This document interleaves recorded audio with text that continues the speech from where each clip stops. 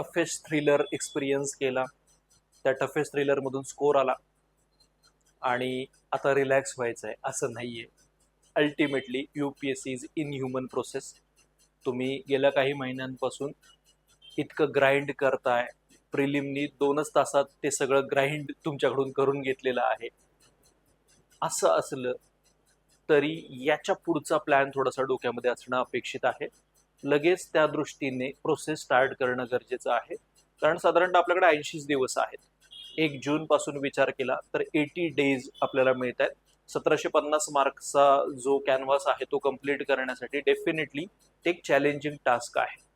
काय होतं की या प्रकारची प्रिलिम दिली आहे आणि मग मला स्कोर येतोय, एक्सपेक्टेड आहे मी मेन्स द्यायला, मग त्याच्यामध्ये कुठेतरी कॉम्प्लिसन्सी येते की आपण काहीतरी मोठं अचीव्ह केलंय असं आपण स्वतःला सांगायला लागतो आणि त्या कंटेक्स्टमध्ये मग तितका पुश, तितकी इंटेन्सिटी जितकी प्रिलिमला होती तितकी इथे राहताना दिसत नाहीये. सो तसं करायचं नाहीये.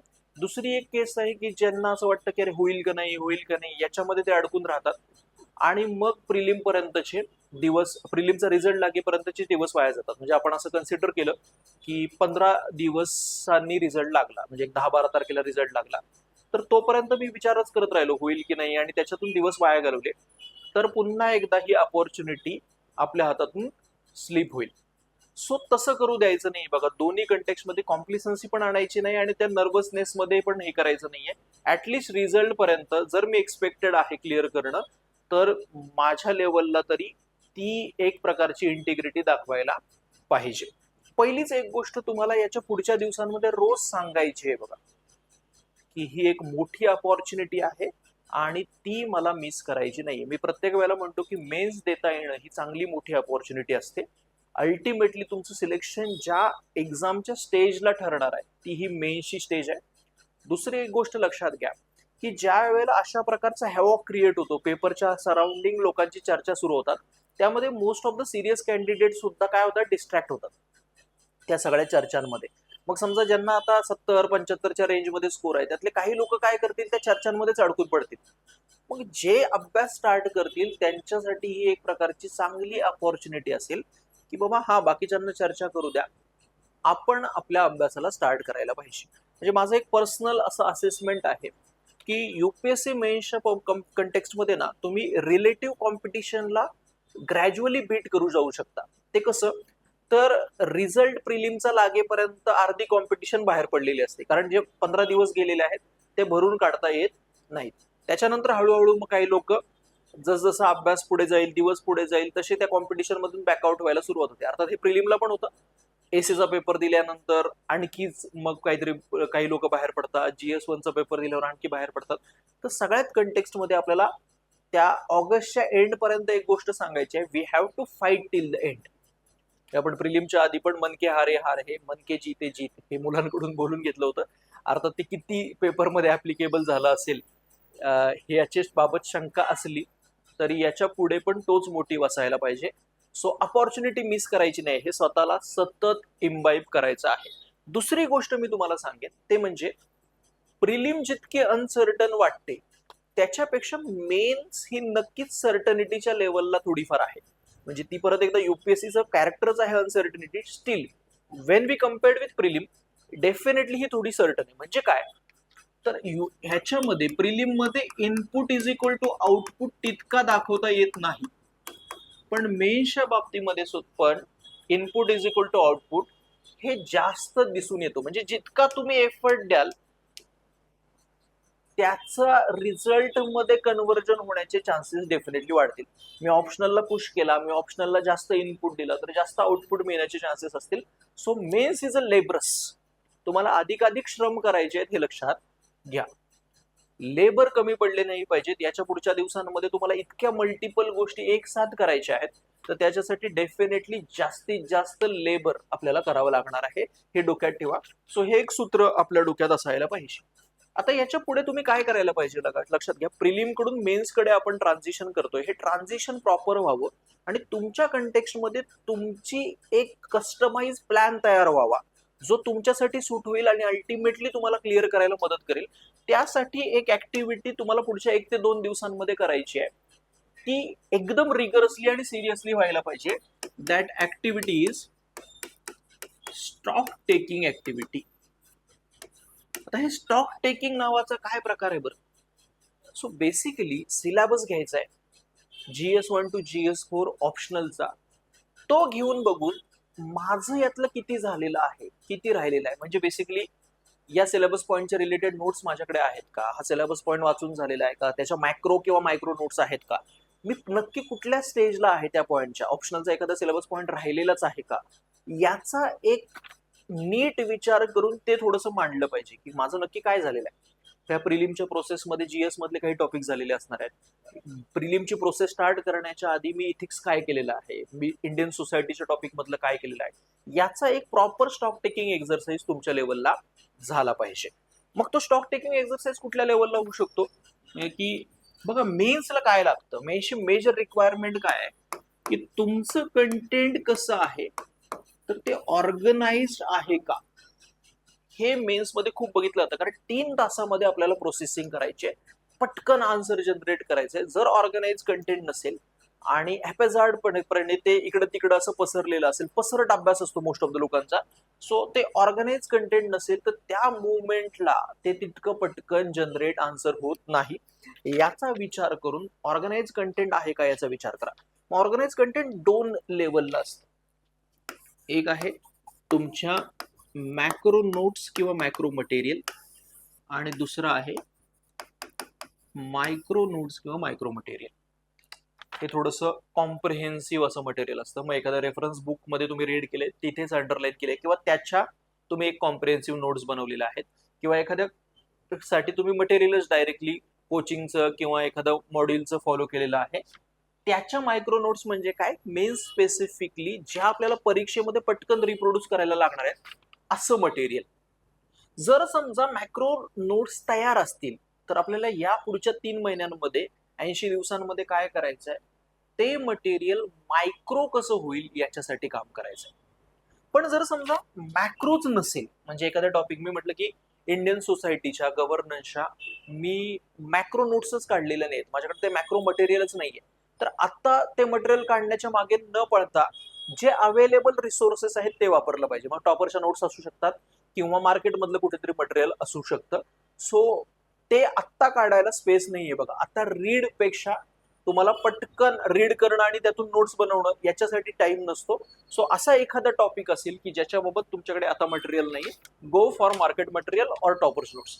सो ते झाल्यानंतर म्हणजे एकदा तुमचं मॅक्रो मटेरियल फिक्स झाल्यानंतर स्टॉक टेकिंग एक्झरसाइज मधून तुम्हाला लक्षात आलं की बाबा 10 पैकी 8 टॉपिकच्या बाबतीमध्ये माझ्या मॅक्रो नोट्स स्वतःच्या तयार आहेत, 2च्या नाहीये, त्यासाठी काय फॉलो करायचं हे मी आता बघणार आहे. मग ते एकदा ठरल्यानंतर तुमच्या लेवलला याच्या पुढे तुम्ही जेव्हा जेव्हा रीड कराल तेव्हा काय झालं पाहिजे, हे macro material with revision, subsequent revision micro मध्ये कन्वर्ट झालं पाहिजे. आता मायक्रो मध्ये कन्वर्ट व्हायला पाहिजे म्हणजे काय, तर सिंपल एक लक्षात घ्या, एखादा सिलेबस पॉइंट आहे आपला मेन्सचा, बीट GS और बीट ऑप्शनल, या सिलेबस पॉइंटला तुम्हाला काय करायचं आहे, तर मी समजा तुम्हाला विचारलं की त्या पॉइंटची डेफिनेशन सांगा, ते तुमच्या मायक्रो नोट्स मध्ये असायला पाहिजे. म्हणजे अशा गोष्टी ना की ज्या एक्झाम हॉलमध्ये तुम्ही ब्लफ नाही करू शकत, तुम्हाला त्या पाठ असतील, तुम्हाला माहित असतील, तर पटकन तुम्ही काय करू शकता, त्या रिप्रोड्यूस करू शकता. So that is definition. दुसरं तुमच्याकडे काय असू शकतं, त्या पॉइंटच्या related keywords. This is very important point की जर तुम्हाला कमी शब्दांमध्ये, कमी वर्ड्समध्ये इम्पॅक्टफुल आन्सर जनरेट करायचा आहे, एक्झामिनरला एकदम आपण म्हणू की दाखवून द्यायचंय की मी याच्याबाबत एफर्ट घेतलेले आहेत आणि चांगला हाय मार्क्स फेचिंग ते करायचं असेल, सो कीवर्ड्स आर नेसेसरी. मग प्रत्येक सिलेबस पॉइंटच्या अंडर माझ्या मॅक्रो नोट्स मधून अशा मायक्रो कीवर्ड्स बनतायत का याचा विचार करायचा आहे. म्हणजे सिंपल मी असं म्हटलं की करप्शन हा पॉइंट आहे माझा GS4 मध्ये, ज्याचा संबंध GS2 शी पण लागू शकतो. करप्शन रिलेटेड माझ्याकडे 5 कीवर्ड्स आहेत का. मग इंडियामध्ये संस्कृतायझेशन ऑफ करप्शन कीवर्ड वापरला जातो, कलुझिव्ह आणि कोअर्सिव्ह करप्शन हा कीवर्ड्स आहे, किंवा सिस्टमॅटिक करप्शन हा कीवर्ड आहे. सो असे कीवर्ड तुमच्याकडे रेडी असायला पाहिजेत. फूड सिक्युरिटी हा टॉपिक आहे, food security related food swamp, त्याच्यानंतर food desert, triple burden of malnutrition. एखाद्या पॉइंट रिलेटेड तुम्हाला विचारल्यानंतर लगेच सांगता आलं पाहिजे की याच्या रिलेटेड कीवर्ड काय. Poverty, intergenerational transfer of poverty, vicious poverty, generational poverty, अशा प्रकारचे कीवर्ड्स तुम्हाला सांगता आलं पाहिजे. SHGचा पॉईंट आहे GS2 मध्ये, सेल्फ हेल्प ग्रुपचा. मग त्याच्यामध्ये मी काय सांगेल की SHG self social capital, democratization of wealth किंवा वुमेन लेड डेव्हलपमेंट, या प्रकारचे कीवर्ड तयार असायला पाहिजेत, ज्याचा आन्सरला इनरिच करायला आणि आन्सरला ओव्हरऑल एक प्रकारे मार्क फेचिंग करायला नक्की मदत होते.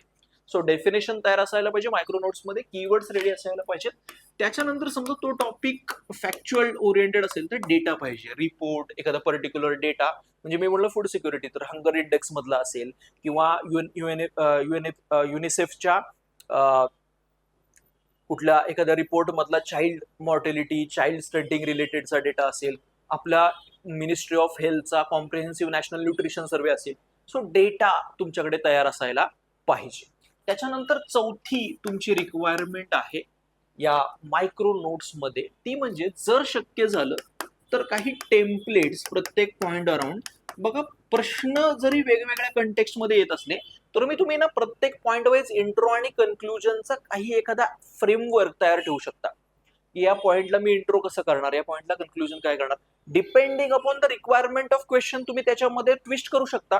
पण ओव्हरऑल इंट्रो आणि कन्क्लुजन काय असायला पाहिजेत, तयार असायला पाहिजेत. मोस्ट ऑफ द टॉपरनी हे तयार केले. बघा, मेन्स ही एक्झाम बिफोर हँड प्रिपेअर्ड करण्याची आहे.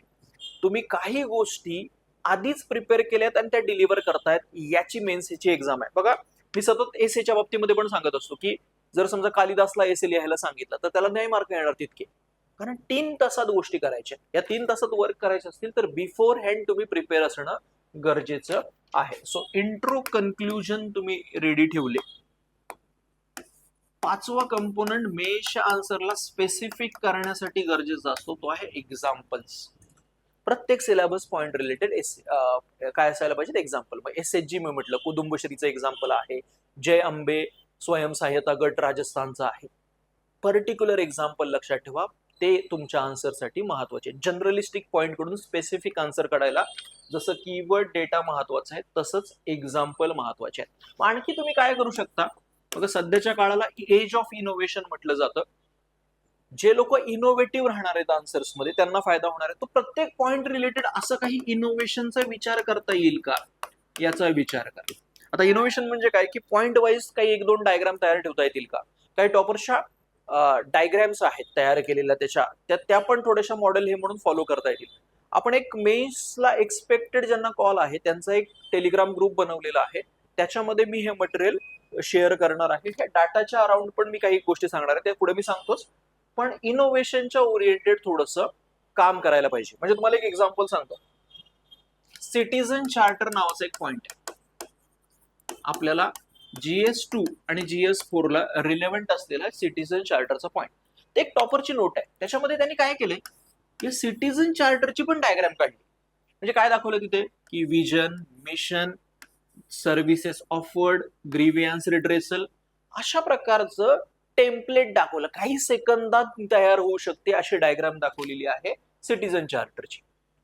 सो अशा गोष्टी जास्त वर्क होताना दिसत आहेत. सो त्या कंटेक्स्ट मध्ये प्रत्येक पॉइंट वाईज आपल्याला थोडंसं करता येईल का. बघा, हे गोष्टी आहेत ना या मायक्रो नोट्स मधल्या, या 5-6 गोष्टी ज्या आहेत त्या एकाच मुवमेंटला एकाच दिवशी तुमच्या प्रत्येक पॉइंटला तयार नाही होणार. कदाचित एखादी डायग्राम मला 1 महिन्यानंतर लक्षात येईल, डाटा मला 1-2 दिवसांनी लक्षात येईल तो, पण हे फ्रेमवर्क लक्षात घ्या. ह्या 6 गोष्टी मला पॉइंट वाईज पाहिजे ते लक्षात घ्या आणि त्यानुसार तुमच्या सिलेबस पॉइंटसाठी एक डायरी बनवा, त्यामध्ये ह्या गोष्टी येऊ द्या. मग त्यातली एखादी तिसरी गोष्ट मला कदाचित नंतर मिळेल, पण ती नंतर ऍड करा, जेणेकरून एक्झामच्या शेवटच्या दिवसांमध्ये आपल्याला ह्या मायक्रो नोट्स वरती काय करायचं आहे, रिलाय राहायचं आहे. इमॅजिन करा ह्याचा काय ट्रिमेंडस बेनिफिट आहे. ज्यावेळेला GS2 चा पेपर तुम्ही देऊन येणार आहात त्यावेळेला GS3 GS4 आपल्याला एका संध्याकाळमध्ये रिवाइज करायचं आहे. सो अशा प्रकारचं मटेरियल असेल तर त्याचा नक्की फायदा होतो आणि ते रिप्रोड्यूस करणं सोपं जातं. मेन्स मध्ये रायटिंग प्रॅक्टिस तुम्ही केल्यानंतर हा प्रश्न नसतो की एखाद्या प्रश्नाचं उत्तर मी कसं लिहू, प्रश्न असतो ते उत्तर इनरिचिंग आणि स्पेसिफिक कसं लिहू. सो त्या कंटेक्स्ट मध्ये ह्या मायक्रो नोट्स कामाला येतात. हा स्टॉक टेकिंग एक्झरसाइज झाल्यानंतर एक ब्रॉड प्लॅन तुमच्या लेवलला तुम्ही कसा बनवला पाहिजे हे मी सांगतो. तुमच्या रिक्वायरमेंट नुसार, तुमच्या अभ्यासाच्या स्टेजनुसार याच्यामध्ये तुम्ही बदल करू शकता. म्हणजे समजा आता आपल्याला मी सांगितल्याप्रमाणे लेबरस काम करायचंय, जास्तीत जास्त मेहनत घ्यायची ह्या पुढच्या 80 दिवसांमध्ये. सो तुम्ही तुमच्या दिवसाला काय करू शकता, 3 सेशन मध्ये डिवाइड करू शकता. मी म्हटलं माझा मॉर्निंग टू आफ्टरनूनचा सेशन आहे, आफ्टरनूनचा एक सेशन आहे आणि इव्हिनिंगचा सेशन आहे. या सेशनचा जो लेंथ आहे, ड्युरेशन आहे, तो तुम्ही तुमच्या रिक्वायरमेंट नुसार हे करू शकता. माझा अभ्यास 7 वाजता सुरू होतो का सकाळी, की माझा अभ्यास 9 वाजता सुरू होतो, हे तुमच्या रिक्वायरमेंट नुसार तो हे करू शकता. ह्या 3 सेशन मध्ये तुम्हाला काय काय करायचं आहे याचा एक मी हे सांगतो. पुन्हा एकदा हा फ्रेमवर्क आहे, तुमच्यानुसार तो कस्टमाइज करू शकता, but depending upon the requirement of exam हा अशा प्रकारे प्रिपेअर केलाय जो इफिशियन्सी डिलिव्हर करतो, पॅरलली प्रोसेस कंप्लीट करण्यासाठी हे करतो, आणि जे आपल्याला असं करायचं ना बॅलन्सिंग, सगळ्या टॉपिकला बॅलन्स करत जायचंय ते पण करण्याचा प्रयत्न करतो. जो तुमचा प्रोडक्टिव्ह सेशन आहे म्हणजे अभ्यासाचा, मी समजा सकाळी खूप प्रोडक्टिव्हली अभ्यास करतोय, संध्याकाळी मी प्रोडक्टिव्हली टाइम अभ्यास करतोय, कोणत्या टाइमला तुम्ही सगळ्यात जास्त प्रोडक्टिव्ह असता, मी कन्सिडर केलं समजा मॉर्निंग, तर त्याला तुमचा ऑप्शनलचा सेशन द्या. एक गोष्ट लक्षात, मुलं काय करतात, 1 महिना ऑप्शनल केला, 2 महिना ऑप्शनल केला आणि मग जीएस कडे गेले. असं करू नका. ऑप्शनलची रिक्वायरमेंट ही पोस्ट ग्रॅज्युएशनच्या लेवलची आहे. ऑप्शनलचा सिलेबस हा रिलेटिव्हली मोठा आहे, सो त्या कंटेक्स्टमध्ये ऑप्शनल थ्रू आउट प्रोसेसमध्ये व्हायला पाहिजे. ऑप्शनल रिलेटिव्हली रोजच्या बेसिसवर व्हायला पाहिजे.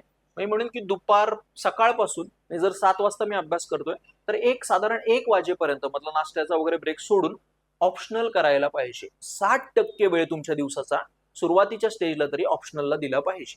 परत याच्यावरती मी येतो. पण एक गोष्ट डोक्यात फिट बरा, ऑप्शनल इज अ की. जर ऑप्शनलला तुम्हाला रिलेटिव्हली कमी मार्क्स आले तर मग त्याचं मार्जिन भरून काढणं बाकीच्या विषयांमध्ये खूप अवघड जातं. सो ऑप्शनल वरती फोकस करा. ऑप्शनल सिलेक्शनचे चान्सेस आपले डेफिनेटली वाढवतो.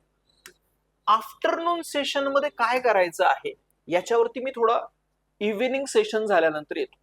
आता बघा, तुम्ही काय केलंय, इंटेन्स ऑप्शनलची प्रिपरेशन केलेली आहे. मधल्या सेशन मध्ये थोडी एक वेगळी ऍक्टिव्हिटी आपल्याला करायची, एक वेगळी गोष्ट करायची, पण इव्हिनिंग सेशन मध्ये काय करायचं मी तुम्हाला आधी सांगतो. त्यात जीएस चा विषय घ्यायचा आपल्याला. ठीक आहे, ऑप्शनल सोबत जीएस घ्यायचा. आता काय करतात लोक, फ्रॅगमेंटेड करतात. म्हणजे ऑप्शनल मी पूर्ण 2 महिने ऑप्शनलच करणार, मी 1 महिना जीएसच करणार.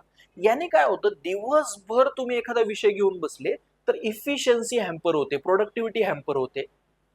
त्यापेक्षा रिलेटिव्हली तुम्ही ते, आणि काय होतं मग समजा मी ऑप्शनल 2 महिने केले तर त्याच्यानंतर मग टेन्शन यायला लागतं, आता जीएसचं कसं कव्हर करायचं. मी आधी जीएस घेतलं तर त्याच्यानंतर मग टेन्शन येतं की अरे आता ऑप्शनल कसं कम्प्लीट करायचा. तर पॅरलली रन करा.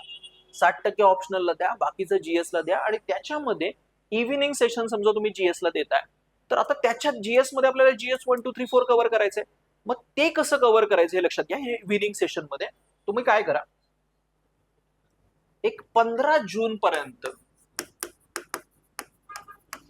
इथिक्स कंप्लीट करण्याचं टार्गेट ठेवा. ओके, एक 10-12 जून पर्यंत आपला रिझल्ट येईल.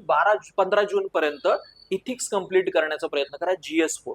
एक लक्षात घ्या, ऑप्शनल हा तुमचा जो आहे त्याच्यासोबत इथिक्स आणि एसे हे तुमचा दुसरं ऑप्शनल कन्सिडर करा. 500 हे 1000 मार्कांमध्ये जास्त मार्जिन मिळवायचं हे लक्षात घ्या. सो टॉपरच्या बाबतीत बघितलं की ओव्हरऑल त्यांचा ऍव्हरेज 50% जरी असला तर या 2 पेपरमध्ये इथिक्स आणि एसे मध्ये 57 to 60% आणि ऑप्शनलचे मार्क पकडून त्यांचे असताना दिसतात. सो त्याचा थोडासा विचार करून प्रायोरिटाईज काय करायचं आपल्याला, इथिक्सचा पेपर सुरुवातीला करायचा आहे. सो जर समजा तुम्ही 1 जून पासून स्टार्ट करताय, 15 जून पर्यंत इथिक्स कंप्लीट करायला पाहिजे. म्हणजे मी पर्सनल लेवलला जो इथिक्सचा क्रॅश कोर्स घेणार आहे तो पण 1 जून ते 15 जूनच्या ह्याच्यामध्ये मी बसवलेला आहे की 15 जून पर्यंत काय व्हायला पाहिजे. म्हणजे बाकीचे लोक जेव्हा विचार करत राहतील की रिझल्ट मध्ये काय होणार तेव्हा तुमचा एक महत्वाचा जीएस व्हायला पाहिजे. बघा, GS4च्या बाबतीमध्ये कंटेंट पेक्षा एक्सप्रेशन ही जास्त मॅटर करतं. की इथे तुम्हाला किती माहिती आहे यापेक्षा कसं तुम्ही मांडता, तुमची लँग्वेज कशी आहे हे एसे इथिक्स मध्ये मॅटर करते. सो त्याच्या ओरिएंटेड थोडं लिहिण्याची प्रॅक्टिस जास्त करावी लागेल. त्यामुळे एकदा 15 जूनला तुमचा इथिक्स कंप्लीट झाला की इथिक्सची रिगरस रायटिंग, जास्त पेपर अटेम्प्ट करणं, कारण इथिक्सचा पेपर कंप्लीट करणं हा सगळ्या पेपरमध्ये डिफिकल्ट आस्पेक्ट आहे. मग त्याचे जास्त फुल लेंथ टेस्ट तुम्ही सॉल्व्ह करू शकता. कधी कराल, जेव्हा आधी त्याचा एकदा अभ्यास कंप्लीट केलेला आहे. तर तुम्ही जे काही सोर्स फॉलो केलेलं आहे इथिक्सचं त्याला स्टिक राहा. व्हॅल्यू एडिशन साठी थोडं एखादी म्हणजे आपण म्हणून टॉपरचं नोट्स बघणं, किंवा जर तुम्ही त्या इथिक्सच्या क्रॅश कोर्सच्या लेक्चरवरती रिलाय राहिले तरी सुद्धा ते फ्रुटफुल राहील, याची मी तुम्हाला हे देतो, ग्वाही देतो. ठीक आहे, तर ह्याच्यावरती रिलाय राहा. याच्यासोबत महत्वाचं टॉपिक आहे, मी तुम्हाला सांगितलं की एसे.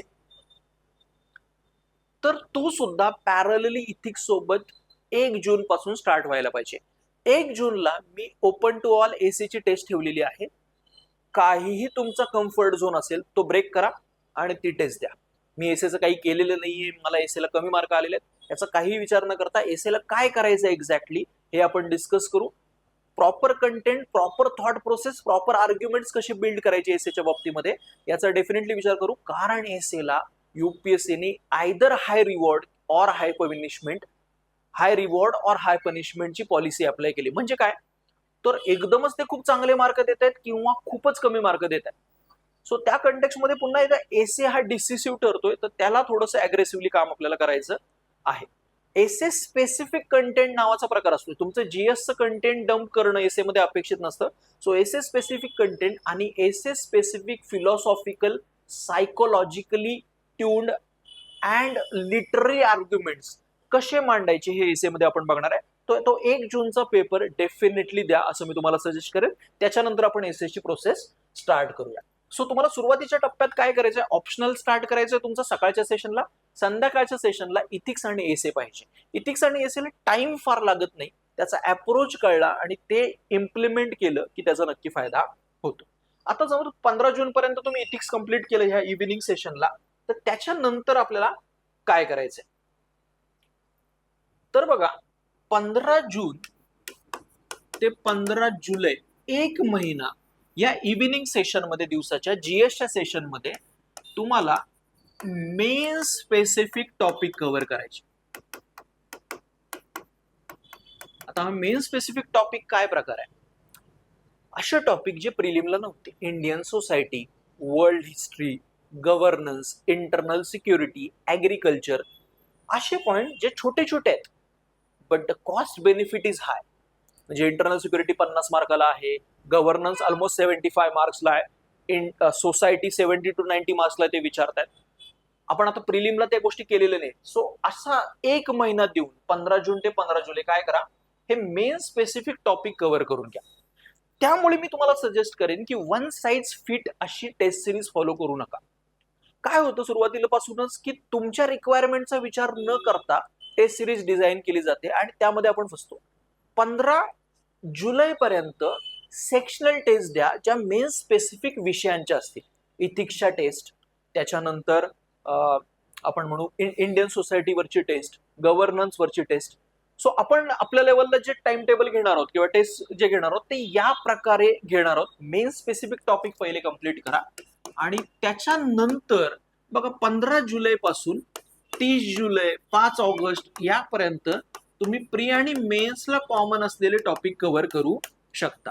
आता तुम्ही म्हणाल की हे 15 दिवसांमध्ये, 20 दिवसांमध्ये कसे कव्हर करायचे, तर आतापर्यंत प्रिलिम मध्ये आपण इंटेन्सली तेच करत आलेलो आहे. सतत प्रिलिम मध्ये तेच करत होतो. सो असे म्हणजे की इकॉनॉमी सारखा विषय आहे, हिस्ट्री मधला मॉडर्न इंडियाचा विषय आहे, तर ते विषय पटकन कंप्लीट करून घेऊ शकता कारण ते आपण रिगरसली पुन्हा पुन्हा त्या फेज मध्ये वाचलेले आहेत. सो ते थोडेसे लॅटर स्टेजला ठेवा. आता 15 जुलैला एकदा तुमचे मेन स्पेसिफिक टॉपिक झाले तर 15 जुलै नंतर कॉम्प्रिहेन्सिव्ह टेस्ट जीएसच्या स्टार्ट करा. त्याच्या आधी सेक्शनल टेस्ट द्या, पण 15 जुलै नंतर काय करा, कॉम्प्रिहेन्सिव्ह टेस्ट स्टार्ट करा. हे जरी होणार असेल प्री आणि मेनचे टॉपिक, पॉलिटी, इकॉनॉमी, जिओग्राफी सारखे, तरी ते आधीच आपण रीड केल्यामुळे त्याचे प्रश्न अप्रोच करू शकतो, अटेम्प्ट करू शकतो. पॅरलली त्याचा अभ्यास करता करता कॉम्प्रिहेन्सिव्ह टेस्ट कडे शिफ्ट व्हायला पाहिजे. सो बेसिकली हे झालं इव्हिनिंग सेशनचं. सो तुम्हाला ऑप्शनल करायचंय मॉर्निंग सेशन मध्ये आणि इव्हिनिंग सेशन मध्ये जीएस आपल्याला कम्प्लीट करायचंय. मेन स्पेसिफिक टॉपिक आधी आणि प्री आणि मेन्सला कॉमन असलेले टॉपिक नंतर. ऑप्शनलच्या बाबतीमध्ये पण मी तुम्हाला थोडासा इंडिव्हिज्युअलाइज प्लॅन सजेस्ट करेन की काय म्हणजे, तर बघा तुमचं ऑप्शनल आणि असलेले वीक्स आपल्याला किती आठवडे आहेत याचं एक गणित मांडा. म्हणजे समजा माझं टार्गेट आहे की मी ना 7 ऑगस्ट पर्यंत ऑप्शनल कंप्लीट करेन, म्हणजे त्याच्या मॉक टेस्ट लिहून रिगरस प्रॅक्टिस करून, किंवा तुमच्या केसमध्ये ते बदलू शकता की तुम्ही 1 ऑगस्ट ठरवू शकता, जुलै एंड ठरवू शकता. तुमच्या केसमध्ये तुम्ही ठरवा की ऑप्शनल मला कधीपर्यंत कंप्लीट करायचंय, मग किती आठवडे मला मिळतील. मग मी असं म्हटलं की मला ना 10 वीक्स मिळतात, 10 आठवडे ऑप्शनल कंप्लीट करायला मिळतात, जेवढं टार्गेट जेवढ्यापर्यंत कम्प्लीट करायचं मी टार्गेट ठेवले. मग तुमच्या ऑप्शनलला 10 पार्ट मध्ये डिवाइड करा किंवा 8 पार्ट मध्ये डिवाइड करा, जेवढे तुमचे वीक्स येतील, आणि त्यानुसार तुमचं ऑप्शनलचं टेस्टचं टाइम बनवा. बघा, जीएस मध्ये कॉम्प्रिहेन्सिव्ह टेस्ट डेफिनेटली महत्वाच्या ठरतात, कारण तिथे ऑर्गॅनिकली बरेच आन्सर आपल्याला ऑन द स्पॉट जनरेट करायचे असतात. But in the context of optional, content matters. तो त्यामुळे सेक्शनल टेस्ट चांगल्या सॉल्व्ह केल्या, पाठांतर केलं, तर त्याचा डेफिनेटली फायदा होऊ शकतो. सो त्या कंटेक्स्ट मध्ये काय करा, ऑप्शनलला तुमच्या कंटेक्स्ट मध्ये, म्हणजे ह्या एका आठवड्यात मी किती सिलेबस कंप्लीट करू शकतो याचा मला अंदाज असला पाहिजे, माझं किती झालंय याच्या बेसिसवर. सो स्टॉक टेकिंग झालं ऑप्शनलचं, की काय करायचं, स्वतःला असलेली वीक्स याच्यामध्ये ते डिवाइड करा आणि त्याच्यानुसार टेस्ट अटेम्प्ट करा. मग तुमचा एखादा मेंटॉर असेल की त्या प्रकारे तुम्हाला त्या टाइम टेबलनुसार टेस्ट चेक करून देणार असेल, इव्हॅल्युएट करून देणार असेल, तर that will be good side. म्हणजे अँथ्रोपॉलॉजीच्या बाबतीमध्ये मी तर असं करतो की मुलांना आधी स्वतःचं टाइम टेबल बनवायला लावतो, त्याच्यानंतर त्याच्यामध्ये काही रिफाइनमेंट असेल तर ती आम्ही सुचवतो आणि त्याच्यानंतर ते टाइम टेबल फॉलो करतो. बिकॉज तुमची स्टेज वेगळी आहे, गो विथ द फ्लो असं ते व्हायला नको. किंवा एखाद्या टेस्ट सिरीजचं टाइम टेबल आहे, तुम्हाला वाटतं perfectly it suits my requirement, so त्याच्यानुसार तुम्ही जाऊ शकता. सो एक सेशन ऑप्शनल, एक सेशन जीएस. आता याच्या मधला सेशन काय करायचंय, ऑप्शनलची प्रिपरेशन आपण इंटेन्स केलेली आहे, जीएस पण रिलेटिव्हली थोडासा इंटेन्स असणार आहे. इन बिटवीन थोडा ब्रिदिंग स्पेस द्यायचा आहे, बट अगेन प्रोडक्टिव्हिटी हॅम्पर होणार नाहीये, काहीतरी अभ्यास सोडून आपण करणार नाहीये, यासाठीची ऍक्टिव्हिटी करायची आहे. बघा, मेन्स मध्ये content brings expression is a myth.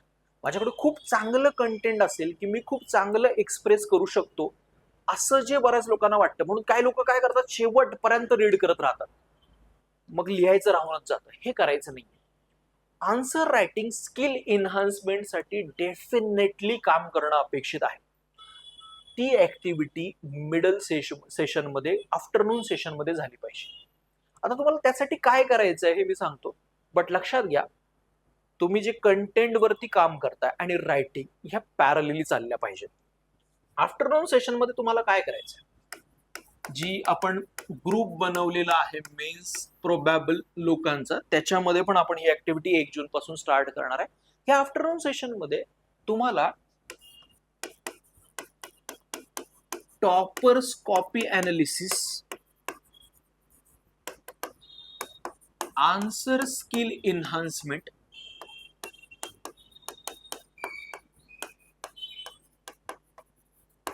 या गोष्टींवरती भर द्यायचा आहे. लक्षात घ्या, मेन्सची रिक्वायरमेंट जर तुम्हाला समजायची असेल तर ती समजण्याचा एक बेस्ट वे आहे, एक तर तुमचा सिलेबस आहे. मेन्सला डिफाईन्ड सिलेबस आहे. बघा, मी सतत सांगतो, प्रिलिमचा सिलेबस इज इल्युजन, मेन्सला सिलेबस आहे, मेन्सचा सिलेबस कंप्लीट करायला पाहिजे. सो मेन्सचा सिलेबस बघा, त्याने तुम्हाला मेन्सची आयडिया येते. दुसरा आहे पीवायक्यू, त्याने स्कोप कळतो, युपीएससी कशा प्रकारे थॉट प्रोसेस देते, किती लेवल पर्यंत प्रश्न विचारते हे कळते. पण तिसरा महत्वाचा सोर्स आहे टॉपर्स कॉपी.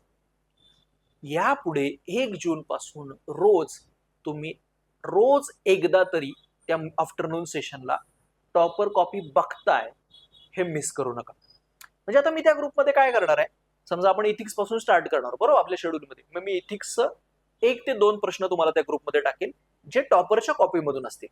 मग त्या प्रश्नाचं उत्तर तुम्ही स्ट्रक्चर करण्याचा, लिहिण्याचा प्रयत्न करायचा आहे, आणि नंतर तुम्हाला टॉपर्सचा आन्सर बघायचा आहे की मी इंट्रोडक्शन केले आहे, त्याने इंट्रोडक्शन केले, याच्यामध्ये काय गॅप आहे, कोणती जास्त अप्रोप्रिएट आहे, माझ्या आणि त्याच्या आन्सरमध्ये असलेला गॅप मला या सेशनमध्ये रिड्यूस करून द्यायचा आहे. सो हा सेशन जर तुम्हाला सिलेक्शन करायचं असेल तर अत्यंत महत्वाचा आहे. या प्रिलिमचा आणि ओव्हरऑल युपीएससीचा एक क्लिअर मेसेज आहे बघा, की in age of infodemic we don't need someone who know much more. Knowledge, information खूप आहे ह्या जगामध्ये. We need someone who is good in processing, who is good in critical thinking, who is good in analysis. So तसलं interlinkages वगैरे करता येतात अशी माणसं पाहिजेत. मग त्या कंटेक्स्ट मध्ये ते डेव्हलप होण्यासाठीचा हा सेशन महत्वाचा आहे. So answer writing skill enhancement मध्ये तुम्हाला काय करायचं आहे, बेसिकली तुमचं आन्सरचं स्ट्रक्चर इम्प्रूव्ह होईल यासाठी प्रयत्न करायचा आहे. जेव्हा क्वेश्चन आला, क्वेश्चन तुम्ही नोट डाऊन केला, त्यानंतर बघा याचं इंट्रोडक्शन काय असायला पाहिजे, एकदा तर ते टाइम बाउंड मॅनर मध्ये लिहून बघा. लिहिल्यानंतर स्वतः इव्हॅल्युएट करा ते आन्सर. लक्षात घ्या, ही एक महत्वाची गोष्ट मी तुम्हाला सांगतो. किती आन्सर्स तुम्ही चेक करताय, कोणाकडून चेक करताय, याच्यापेक्षा सेल्फ असेसमेंटची ताकद तुमची वाढली आहे का, हे खूप मॅटर करतं. मी एखादा आन्सर म्हणजे समजा तुमची आन्सर कॉपी लिहिल्यानंतर काय करा, स्वतःला मार्क द्या. तर समजा तुम्ही माझ्याकडे चेक करायला दिला एखादा पेपर, काय करा, या प्रश्नाला 10 पैकी 3 मार्क येतील असं वाटेल. मी जर समजा तुम्हाला 2च मार्क दिले, याचा अर्थ काय, आपलं असेसमेंट कुठेतरी चुकतंय. तुम्ही स्वतःला 3 मार्क दिलेत आणि एक्झामिनरने 4 दिले, तर पण ठीक आहे, इट्स गुड. म्हणजे याचा अर्थ काय, आपण थोडं क्रिटिकल इव्हॅल्युएशन करतोय, त्याच्यापेक्षा जास्तच मार्क येतात. सो स्ट्रक्चरिंग वरती काम करा, आन्सर लिहून बघा आणि त्याच्यानंतर सेल्फ असेसमेंटची ऍबिलिटी पण डेव्हलप करा. खूप 5-10 उत्तर लिहिण्यापेक्षा 1 किंवा 2च लिहा, पण त्याच्यावरती प्रोसेसिंग करा, त्याच्यावरती अनालिसिस करा. त्याच्यानंतर स्ट्रक्चर सोबत क्वेश्चन मध्ये काय लागतं आपल्याला उत्तरामध्ये, तर तो आहे अप्रोप्रिएटनेस. म्हणजे ना बरेच मुलं खूप चांगले चांगले पॉइंट लिहितात आन्सर मध्ये, पण प्रॉब्लेम काय असतो, ते अप्रोप्रिएटली तिथं गरजेचं आहे का, ते अप्रोप्रिएटली फिट बसतंय का. म्हणजे मुलं म्हणतात कोट लिहायला पाहिजे का, एखाद्या स्कॉलरचं ओपिनियन लिहायला पाहिजे का, ही एखादी डायग्राम काढली पाहिजे का. सी मेन्सच्या बाबतीमध्ये असं कोणतंही टर्म्स अँड कंडिशन नाहीये. The only rule is appropriateness. ते तिथे अप्रोप्रिएटली बसतंय की मला माहित आहे म्हणून मी ते डम्प करतोय, याचा विचार करायला पाहिजे. सो स्ट्रक्चरिंग मध्ये, स्किल एनहान्समेंट मध्ये स्ट्रक्चरचा विचार करा, अप्रोप्रिएटनेसचा विचार करा, आणि त्याच्यानंतर काही इनोव्हेटिव्हनेस मला करता येत आहेत का याचा विचार करा. या कंपोनंट वरती आपण पुढच्या काही दिवसांमध्ये रेग्युलर चर्चा करणार आहोत. त्याच्यामुळे आता सध्या फक्त एक लक्षात घ्या, तुमचा दिवस 3 पार्ट मध्ये डिवाइड व्हायला पाहिजे. First part optional, second part GS mains, and third part answer writing skill enhancement. Syllabus understand करून घेणं, टॉपरचे आन्सर अंडरस्टँड करून घेणं, याच्यासाठी डेडिकेटली टाइम दिला पाहिजे. आता समजा तुमची म्हणजे एकदा स्टॉक टेकिंग एक्सरसाइज झाली तुमची आणि तुम्हाला लक्षात आलं की माझं ऑप्शनलच बिलकुलच झालेलं नाहीये, तर त्याच्यानुसार तुम्ही ड्युरेशन ऍडजस्ट करू शकता. या आन्सर रायटिंग स्किल एनहान्समेंट सेशनला, त्या आफ्टरनून सेशनला 1 तास द्यायचा की 2 तास द्यायचा, हे तुमच्या रिक्वायरमेंट नुसार बदलेल. ऑप्शनलला मी 5-6 तास द्यायचे की 8 तास द्यायचे, हे तुमच्या रिक्वायरमेंट नुसार बदलेल. पण या 3 गोष्टी पॅरलली झाल्या पाहिजेत, हा माझा सांगण्याचा पॉइंट होता. ठीक आहे. त्याच्यानंतर पुढचे काही पॉइंट तुमच्याकडून एक्सपेक्टेड असेल या पुढच्या 80 दिवसांमध्ये, ते मी क्विकली सांगतो. एक गोष्ट लक्षात घ्या, गेल्या काही वर्षांमध्ये टॉपर्सची गोष्ट प्रॉमिनंटली करताना दिसत आहे, ती मला असं वाटतं ते ना मायक्रो डेटा यूज करताना दिसत आहे. डेटा बरेच लोक वापरतात, म्हणजे ना तुम्हाला मार्केटमध्ये 1000 कंपायलेशन मिळतील, वेगवेगळ्या लोकांनी या टॉपिक वाईज डाटा कंपाईल केलेले, ते न्यूट्रलाइज करतात, तुम्हाला सगळ्यांना एका लेवलला आणून सोडतात. म्हणजे समजा मी असं विचार केला की माझ्याकडे ना आता मेन्सचा काहीच डेटा नाही, तुम्हाला लगेच डेटा मिळेल. त्याचा प्रश्न नाहीये की इंडियामध्ये 20% cultivable area is under rice, 39% is under rice and wheat, हा असा डाटा मिळायला अवघड नसतो. मायक्रो डाटा तुम्हाला काय करायचं आहे, तुमच्या आन्सरमध्ये यूज करायचा आहे. मायक्रो डेटा म्हणजे काय, तुम्हाला एक शुभम कुमारच्या आन्सर कॉपी मधलं एक्झाम्पल सांगतो. त्यांनी काय केलं होतं की हंगरवरचा, माल न्यूट्रिशन वरचा प्रश्न होता, त्यांनी ना ग्लोबल हंगर इंडेक्स मधली इंडियाची रँकिंग सांगितली होती. आता तुम्ही म्हणाल की हे तर माहिती आहे ना, आम्हाला पण माहिती आहे आणि आम्ही लिहू शकतो, पण त्यांनी तसं नव्हतं केलं. त्यांनी ना एक असा पाय चार्ट टाईप काढलं होतं आणि त्यात गेल्या 3 ते 4 वर्षांमध्ये इंडियाची रँकिंग कशी वाढतच चाललेली आहे आणि आपली कंडिशन कशी प्रॉब्लेमॅटिक होती हे दाखवलं. मग त्यांनी असं दाखवलं की 2017, 2018, 2019, 2020 ला त्यांनी पेपर दिला होता. सो 4 वर्षात इंडियाची रँकिंग कशी होती, तर हे काय दाखवतं, एक ऍस्पिरंट आहे जो सांगतो 111 is India's rank in global hunger index, एक सांगतो की नाही 4 याच्यामध्ये कशी ते वाढत गेली ते सांगा. श्रुती शर्मा, तिच्या आन्सर मध्ये एक ठिकाणी ती लिहिते की India produce 500 million metric tons of rice, असं काहीतरी डेटा आहे बेसिकली.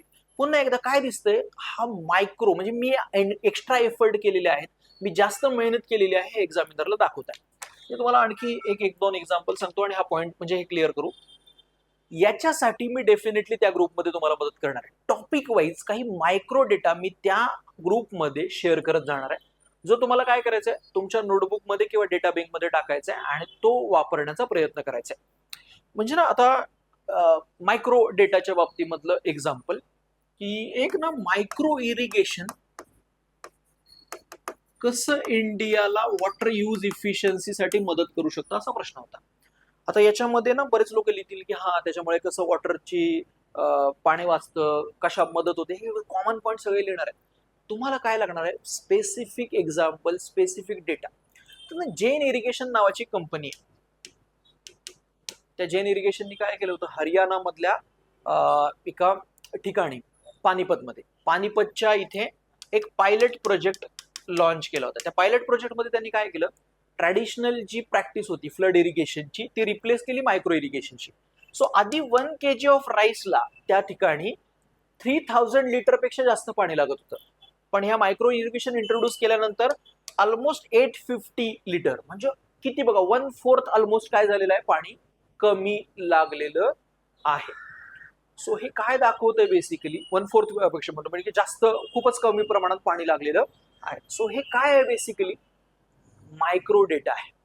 म्हणजे तुम्हाला असं म्हटलं की नॅशनल फूड सिक्युरिटी ऍक्ट वरती प्रश्न आहे, हंगर वरती प्रश्न आहे, तुम्ही म्हटले की India provides food security to 70% of rural population, 50% of urban population, हे लिहा, काही प्रॉब्लेम नाही. पण तुमच्या मेन्स मधले सगळे कॉम्पिटिटर हा डेटा लिहिणार आहे. मी म्हटलं India provides food security to 70% of rural, 50% to urban, in bracket approximately 81 crore of the population. हा 81 कोटी हा काय आहे तुमच्यासाठी, मायक्रो डेटा आहे. तर त्याच्यासाठी आपल्याला या पुढच्या 80 दिवसांमध्ये काम करायचं आहे, हे लक्षात ठेवायचं आहे. त्याच्यानंतर एक मेजर हर्डल एक्झाम मध्ये तुम्ही फेस करू शकता. बघा, युपीएससीच्या मेन्स मध्ये ना 20 क्वेश्चन जे असतात त्यातले साधारणतः 15च्या आसपास क्वेश्चन हे डायरेक्ट सिलेबसला धरून असतात. जर तुम्ही प्रॉपर सिलेबस धरून अभ्यास केला तर हे 15 प्रश्न नक्की कव्हर होतात.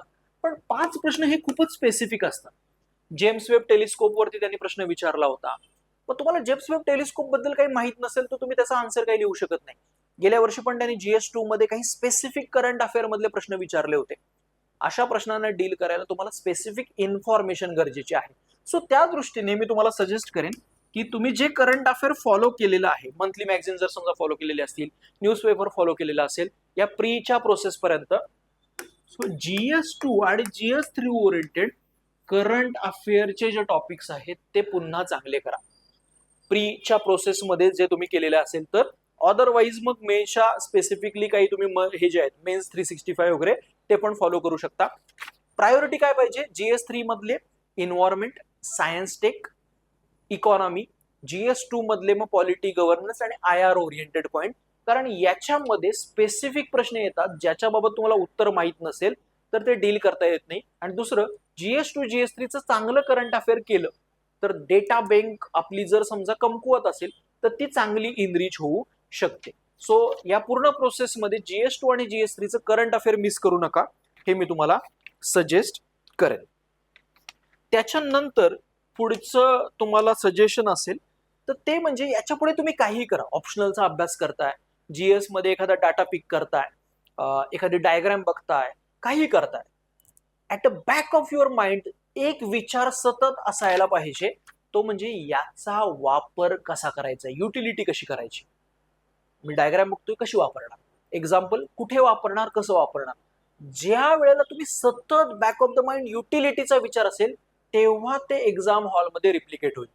अदरवाईज ते एक्झाम हॉलमध्ये म्हणजे खूप चांगल्या गोष्टी केलेल्या असतात पण ते एक्झाम हॉलमध्ये रिफ्लेक्ट होत नाही.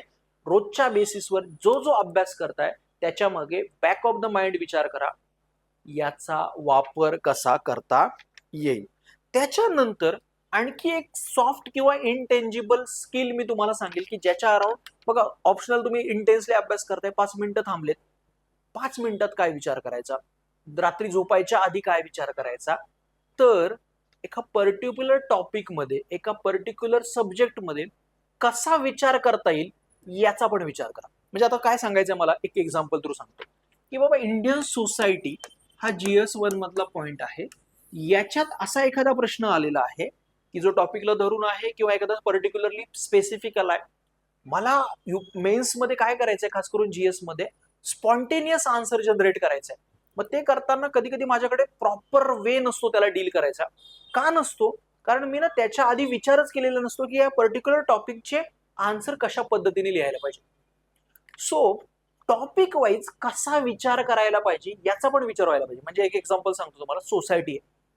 So impact of globalisation on elderly, impact of globalisation on Indian society असा पॉइंट असेल, तर सोसायटीच्या उत्तरामध्ये विचार करण्याची पद्धत आहे की फॅमिली लेवलला काय प्रॉब्लेम झालाय, मॅरेज लेवलला इन्स्टिट्यूशन म्हणजे सोशल इन्स्टिट्यूशन जे आहेत त्याच्यामध्ये काय प्रॉब्लेम झालाय याचा विचार करा.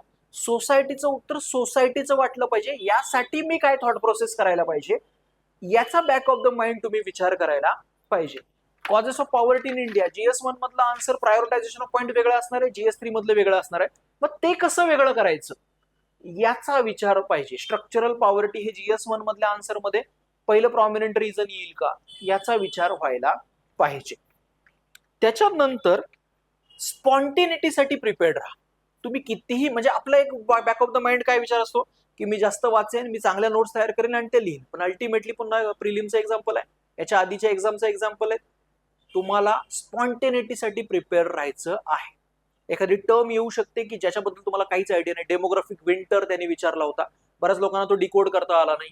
GS2 मध्ये एखादी पर्टिक्युलर टर्म येऊ शकते, GS3 मध्ये असे पर्टिक्युलर क्वेश्चन येऊ शकतात. ऑन द स्पॉट तुम्हाला स्पॉन्टेनियस आन्सर जनरेट करावं लागतं. मग त्या कंटेक्स्टसाठी प्रिपेअर राहण्यासाठी काय करा, समजा तुम्ही एखादा टॉपिक करंट अफेअरचा करताय किंवा एखादा पर्टिक्युलर टर्म तुमच्या समोर आली तर ना ती पॅसिव्हली बघू नका, आधी प्रोएक्टिव्हली विचार करा त्या टर्मचा अर्थ काय असेल. डेमोग्राफिक विंटर मला माहित नाही, पण काय अर्थ असू शकतो बरं डेमोग्राफी आणि विंटर एकत्र येण्याचा. Try to guess, try to decode, try to brainstorm, ह्या गोष्टी जास्त चांगल्या करा. म्हणजे महाराष्ट्रामधली एक कॅन्डिडेट आहे IAS आहे, तर सध्या काय करायची ती करंट अफेअरची रिव्हिजन करताना तो टॉपिक आधी बघायची, खालचं आधी रीड करण्याच्या आधी स्वतः ब्रेनस्टॉर्म करायची की या टॉपिक रिलेटेड मला काय माहिती आहे, या टॉपिक रिलेटेड काय पॉईंट मला माहिती आहेत. हे झाल्यानंतर ती रीड करून घ्यायची आणि पुन्हा परत थांबायची, रिफ्लेक्ट करायची, तो टॉपिक इंटरनलाइज करण्याचा प्रयत्न करायची. सो ज्या वेळेला स्पॉन्टेनिटीचा विचार येतो, ज्यावेळेला असा प्रश्न येतो की ज्यावेळेला तुम्हाला on the spot answer generate करायचा आहे, डिकोडिंग, ब्रेनस्टॉर्मिंग, थॉट प्रोसेस याचा नक्की फायदा होतो. एखादा टॉपिक दिसला तुम्हाला, त्याचे मल्टी डायमेन्शनल पॉइंट जनरेट करण्याचा प्रयत्न करा. की मी आता म्हटलं की साधा पॉईंट की कॉजेस ऑफ पॉवर्टी, त्याचे मल्टी डायमेन्शनल रिझन काय याचा विचार करा. कुठलाही पॉईंट येऊ द्या, त्याला वेगवेगळ्या अँगलनी कसं बघायचं याची जी प्रॅक्टिस आहे, पुन्हा एकदा हे आफ्टरनून सेशनच्या काही गोष्टी आहेत ज्या करायला पाहिजेत आणि प्रामाणिकपणे करायला पाहिजे. एक दिवस केलं आणि नाही नंतर बंद केलं असं नको, कंटिन्युअसली ती प्रोसेस व्हायला पाहिजे. अगेन लक्षात घ्या, this is not exam of only testing your knowledge. म्हणजे प्रिलिम नंतर लोक ओरडतायत की अरे आमचं नॉलेज कुठे टेस्ट केलं तुम्ही, नॉलेज टेस्टच नाही करायचं त्यांना. ठीक आहे, स्किल टेस्ट करायचे आहेत, अनालिटिकल ॲबिलिटीज टेस्ट करायचे आहेत. सो ते डोक्यातून काढा, ही नॉलेजची एक्झाम आहे. Knowledge is required, factual base is required analysis साठी, but that is a primary requirement. त्याच्यानंतर मल्टिपल गोष्टी गरजेच्या असतात. तुमचा कुठलाही टेस्टचा पेपर चेक करून आला, तुम्ही लिहिला, त्यानंतर स्वतःचं अनालिसिस करा, ते विसरू नका, हे लक्षात घ्या. अल्टिमेटली आमच्यापासून सगळे जे काही पेपर चेक करणार आहेत ते काही UPSCचे पॅटर्न कसा आहे चेक करण्याचा हे त्यांना माहिती नाही. म्हणजे किती कोणी काही क्लेम केला, UPSCची थॉट प्रोसेस तुम्हाला समजायचे, सेल्फ अनालिसिसची पॉवर वाढली पाहिजे. कुठलाही पेपर तुमचा चेक करून आला किंवा तुम्ही एखादा आन्सर लिहिलं, त्याच्यानंतर मी तुम्हाला सजेस्ट करेन की think of a 1 extra mark. एक कॅन्डिडेट आहे ऐश्वर्य वर्मा, 4th रँक आली होती 2021 मध्ये. 2019 आणि 20 मध्ये त्याला खूपच कमी मार्क होते मेन्स मध्ये, 630 656 असे होते आणि डायरेक्ट 850 मार्क घेऊन चौथा आला होता. त्याचा टॉक आहे विजन वरती, 4 तासाचं मोठं सेशन आहे. त्यातलं मेन स्पेसिफिक जे पॉईंट आहेत ना, खाली टाइम स्टॅम्प दिलेला आहे, ते बघून घ्या काय म्हणायचं त्याला. त्यांनी एक चांगला पॉईंट, इंटरेस्टिंग पॉईंट सांगितलं. तो म्हटलं कुठलंही मी आन्सर लिहिलं, कुठलाही पेपर लिहिला, मी प्रत्येक प्रश्नावाईज विचार करायचो, मला या प्रश्नात 1 एक्स्ट्रा मार्क कसा मिळाला असता, असं मी काय केलं असतं की एक्झामिनरनी मला 1 मार्क एक्स्ट्रा दिला असता. याचा सतत विचार तुमच्या डोक्यामध्ये असायला पाहिजे. म्हणजे 4 मार्क दिलेत, 5 कसे झाले असते, 3 दिलेत, 4 कसे झाले असते, असा जर विचार केला तर बघा साधारण 120 प्रश्न आपण पूर्ण मेन्स मध्ये लिहितो, 120 मार्कांचा तो प्रश्न आहे. सो बेसिकली स्ट्राईव्ह की काय करता आलं असतं, आणि जेव्हा तुम्ही असा विचार करता ना की 1 मार्क एक्स्ट्रा कसा मिळवता आला असता, तर त्यामुळे तुम्ही पुढे मेन्ससाठी जी महत्वाची गोष्ट आहे त्याच्याकडे जाता, ते म्हणजे अंडरस्टँडिंग एक्झामिनर और इव्हॅल्युएटर्स माइंडसेट. तुम्हाला समजायला लागतं की इव्हॅल्युएटर कसा विचार करत असेल. का बरं त्यांनी मला एखाद्या प्रश्नांमध्ये 4 मला एक्सपेक्टेड होते 3च दिले. हे गरजेचं आहे. अल्टिमेटली इथिक्समध्ये तुम्ही किती प्रामाणिक आहात स्वतःच्या ह्याच्यामध्ये हे एक्झामिनरला माहिती नाही. तुमचे आन्सर ओरडून ओरडून सांगायला पाहिजे की yes I am the candidate जे तुम्ही बघताय. मग हे करायचं असेल तर काय समजून घ्यायला पाहिजे, एक्झामिनर असं काय बघेल की ज्याने मला 1 मार्क एक्स्ट्रा मिळेल. तो बॅक ऑफ द माइंड विचार सतत व्हायला पाहिजे. सिंपल की एक मेन्स प्रिन्सिपल आहे, less you make examiner read more mark you will get. Particularly GS मध्ये ते अप्लाय होतं. एक्झामिनर फ्रेंडली पेपर कसा बनवता येईल, माझे हेडिंग सब हेडिंग एक्झामिनरचा टास्क कसा कमी करतील याचा विचार केला तर तो एक मार्क एक्स्ट्रा मिळण्याचे चान्सेस वाढतील. सो एक्झामिनर इव्हॅल्युएटर्स माइंडसेट याचा विचार अल्टिमेटली मॅटर करतो. सो हे बेसिकली काही जनरल गाईडलाईन्स आहेत. ब्रॉड फ्रेमवर्क आहे तुमचा प्लॅन कसा असायला पाहिजे. Ultimately it all depends on your particular requirement.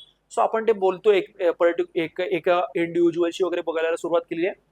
जो ग्रुप आपण तयार केला त्याच्यामध्ये आपण रिकरंट आणि रेग्युलर बेसिसवरती अपडेट देत राहणार आहोत. 1 तारखेपासून त्यात रिगरसली आपण ऍक्टिव्हिटी स्टार्ट करणार आहोत. त्याच्या आधी तुमच्या मेन स्पेसिफिक काही डिमांड असतील, काही मेन स्पेसिफिक प्रश्न असतील तर ते या व्हिडिओच्या कमेंटमध्ये कळवा. एकदा शांतपणे हा व्हिडिओ बघून घ्या, त्याच्या बेसिसवर स्वतःचा प्लॅन बनवा, तो पाहिजे तर मला पाठवा. आपण काय करूया, हे ओव्हरऑल ह्या प्रोसेसला ओव्हरकम करूया. परत अशा प्रकारचा प्रिलिमचा पेपर आपल्याला द्यावा लागणार नाही याची काळजी घेऊया. बेस्ट विशेष. खूप मोठा टप्पा तुम्ही पार पाडलाय. आता पुढे खरी लढाई सुरू झाली, ती आपल्याला जिंकायची आहे. बेस्ट विशेष.